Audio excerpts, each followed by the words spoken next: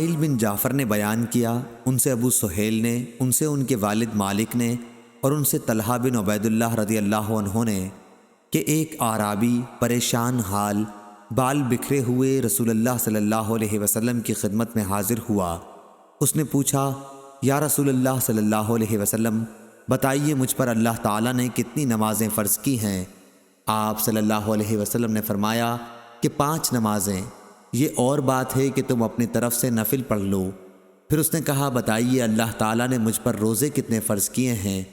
حضرت صلی اللہ علیہ وسلم نے فرمایا کہ رمضان کے مہینے کے، یہ اور بات ہے کہ تم خود اپنے طور پر کچھ نفلی روزے اور بھی رکھ لو۔ پھر اس نے پوچھا، اور بتائیے زکوٰۃ کس طرح مجھ پر اللہ تعالیٰ نے فرض کی ہے؟ آپ صلی اللہ علیہ وسلم نے اسے شرع اسلام کی باتیں بتا دیں۔ جب اس اعرابی نے کہا، اس ذات کی قسم جس نے آپ صلی اللہ علیہ وسلم کو عزت دی، نہ میں اس سے جو اللہ تعالیٰ نے مجھ پر فرض کر دیا ہے کچھ بڑھاؤں گا اور نہ گھٹاؤں گا۔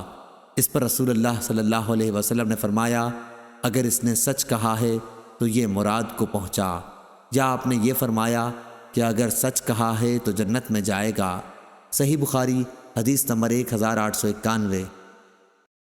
اسماعیل بن علی نے بیان کیا، ان سے ایوب نے، ان سے نافع نے، اور ان سے ابن عمر رضی اللہ عنہ نے بیان کیا کہ رسول اللہ صلی اللہ علیہ وسلم نے یوم عاشورہ کا روزہ رکھا تھا، اور آپ نے اس کے رکھنے کا صحابہ رحمہ اللہ کو ابتدائے اسلام میں حکم دیا تھا۔ جب ماہ رمضان کے روزے فرض ہو گئے تو عاشورہ کا روزہ بطور فرض چھوڑ دیا گیا۔ عبداللہ بن عمر رضی اللہ عنہ عاشورہ کے دن روزہ نہ رکھتے مگر جب ان کے روزے کا دن ہی یوم عاشورہ آن پڑتا۔ صحیح بخاری حدیث نمبر 1892۔ لیث نے بیان کیا، ان سے یزید بن ابی حبیب نے، اور ان سے اوراق بن مالک نے بیان کیا، انہیں عروہ نے خبر دی کہ ام المومنین عائشہ رضی اللہ عنہا نے فرمایا، قریش زمانہ جاہلیت میں عاشورہ کا روزہ رکھتے تھے، پھر رسول اللہ صلی اللہ علیہ وسلم نے بھی اس دن روزے کا حکم دیا۔ پھر رسول اللہ صلی اللہ علیہ وسلم نے فرمایا کہ جس کا جی چاہے یوم عاشورہ کا روزہ رکھے اور جس کا جی چاہے نہ رکھے۔ صحیح بخاری حدیث نمبر 1893۔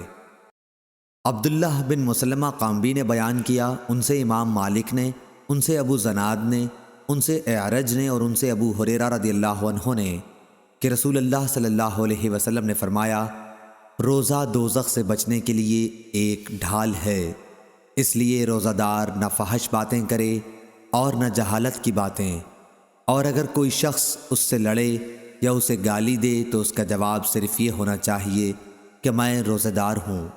یہ الفاظ 2 مرتبہ کہہ دے، اس ذات کی قسم جس کے ہاتھ میں میری جان ہے، روزہ دار کے منہ کی بو اللہ کے نزدیک مشک کی خوشبو سے بھی زیادہ پسندیدہ اور پاکیزہ ہے۔ اللہ تعالیٰ فرماتا ہے، بندہ اپنا کھانا پینا اور اپنی شہوات میرے لیے چھوڑتا ہے، روزہ میرے لیے ہے اور میں ہی اس کا بدلہ دوں گا، اور دوسری نیکیوں کا ثواب بھی اصل نیکی کے 10 گنا ہوتا ہے۔ صحیح بخاری حدیث نمبر 1894۔ جامع بن راشد نے بیان کیا، ان سے ابو وائل نے، اور ان سے حذیفہ رضی اللہ عنہ نے کہ حضرت عمر رضی اللہ عنہ نے پوچھا، فتنے کے متعلق رسول اللہ صلی اللہ علیہ وسلم کی حدیث کسی کو یاد ہے؟ حذیفہ رضی اللہ عنہ نے بیان کیا کہ میں نے سنا ہے، آپ صلی اللہ علیہ وسلم نے فرمایا تھا کہ انسان کے لیے اس کے بال بچے، اس کا مال اور اس کے پڑوسی فتنہ، آزمائش و امتحان ہے، جس کا کفارہ نماز، روزہ اور صدقہ بن جاتا ہے۔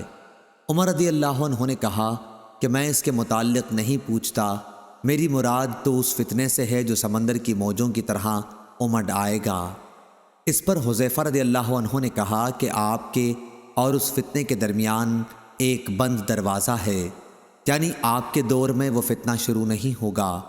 عمر رضی اللہ عنہ نے پوچھا، وہ دروازہ کھل جائے گا یا توڑ دیا جائے گا؟ حذیفہ رضی اللہ عنہ نے بتایا کہ توڑ دیا جائے گا۔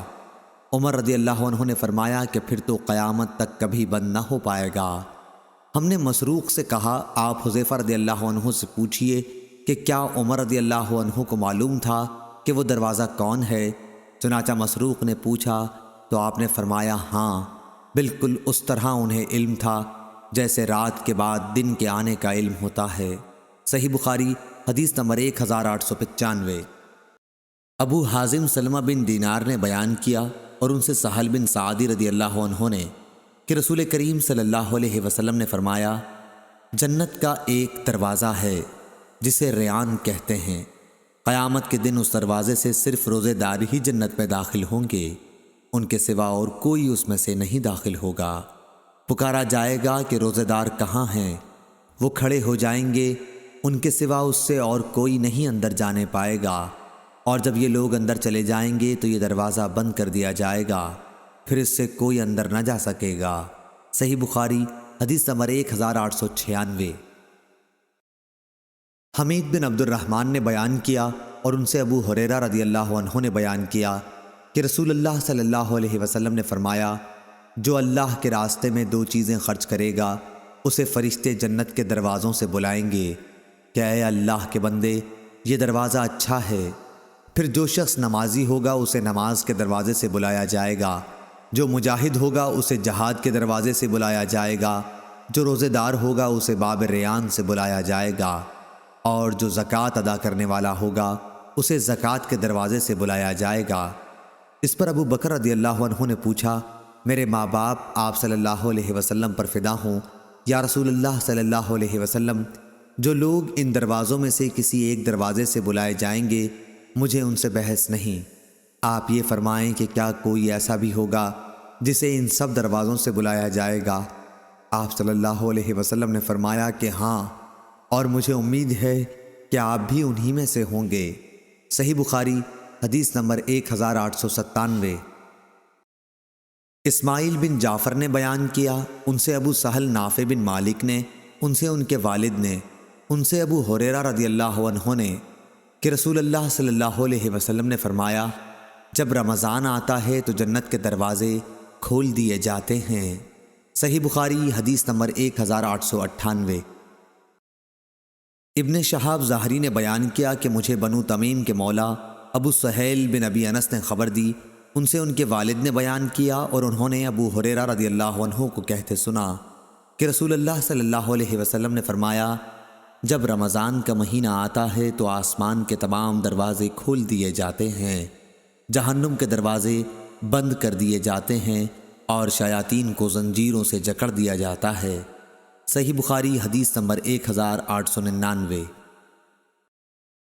سالم نے خبر دی کہ ابن عمر رضی اللہ عنہ نے کہا، میں نے رسول کریم صلی اللہ علیہ وسلم سے سنا، آپ صلی اللہ علیہ وسلم نے فرمایا کہ جب رمضان کا چاند دیکھو تو روزہ شروع کر دو، اور جب شوال کا چاند دیکھو تو روزہ افطار کر دو، اور اگر ابر ہو تو اندازے سے کام کرو، یعنی 30 روزے پورے کر لو۔ اور بعض نے لیث سے بیان کیا کہ مجھ سے عقیل اور یونس نے بیان کیا کہ رمضان کا چاند مراد ہے۔ صحیح بخاری حدیث نمبر 1900۔ یحییٰ بن ابی کثیر نے بیان کیا، ان سے ابو سلمہ نے اور ان سے ابو ہریرہ رضی اللہ عنہ نے کہ رسول اللہ صلی اللہ علیہ وسلم نے فرمایا، جو کوئی شب قدر میں ایمان کے ساتھ اور حصول ثواب کی نیت سے عبادت میں کھڑا ہو، اس کے تمام اگلے گناہ بخش دیے جائیں گے، اور جس نے رمضان کے روزے ایمان کے ساتھ اور ثواب کی نیت سے رکھے اس کے اگلے تمام گناہ معاف کر دیے جائیں گے۔ صحیح بخاری حدیث نمبر 1901۔ ابن شہاب نے خبر دی، انہیں عبید اللہ بن عبداللہ بن عتبہ نے کہ عبداللہ بن عباس رضی اللہ عنہ نے کہا، نبی کریم صلی اللہ علیہ وسلم سخاوت اور خیر کے معاملے میں سب سے زیادہ سخی تھے، اور آپ صلی اللہ علیہ وسلم کی سخاوت اس وقت اور زیادہ بڑھ جاتی تھی جب جبرائیل علیہ السلام آپ صلی اللہ علیہ وسلم سے رمضان میں ملتے۔ جبرائیل علیہ السلام حضرت صلی اللہ علیہ وسلم سے رمضان شریف کی ہر